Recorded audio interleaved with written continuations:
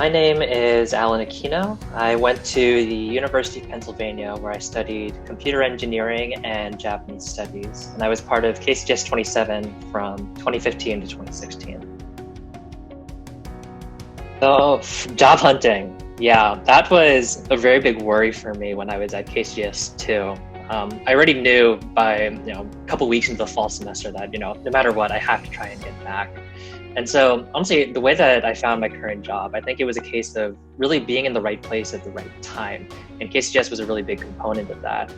In the fall semester, a headhunter came from a recruiting agency to give a brief presentation on our company and what they do. And mainly what they offer is placing foreign students who have studied Japanese into Japanese companies. They try and find a good match, and then off you go. So at the time, I really was still trying to get the basic under my feet, or I guess maybe the intermediate Japanese under my feet. And so, I left her a resume, and we tried to keep in contact. After I moved back to the US, I engaged in the regular American job hunting. As a CS major, I'm sure that a lot of people know what this is like. It's a little bit chaotic, but then add on top of that, Japanese job hunting as well. So I also tried the Boston Career Fair as well, but unfortunately didn't have any luck there. Not long after the Boston Career Fair, that same recruiter from earlier reached out, and she invited me out to a job fair that her company was hosting out in San Francisco. So I ended up going to that, and one of the companies that she introduced me to was actually my future employer. The job listing that they had, I remember that it was one of the listings actually with the lowest Japanese requirement, which was a little surprising considering the size of the company. I guess they were assuming that they wouldn't get many Japanese-speaking applicants there. But I showed up, interviewed with two people from HR entirely in Japanese, and I think they were so impressed with what they heard that they offered me the second interview about a week later.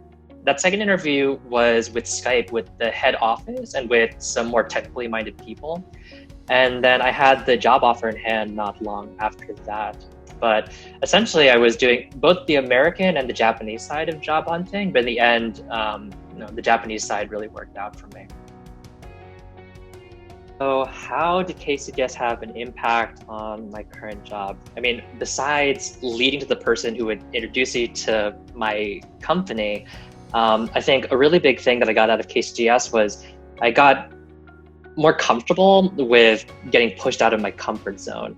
What I mean by that is, when you first arrive in Kyoto as a new student, it's, a totally new environment, totally new country, totally new people, and you really have to relearn how to express yourself entirely from scratch. So there were definitely days where I was feeling frustrated. Some vocab I wouldn't be able to remember, some grammar structures really wouldn't make sense to me the first time around.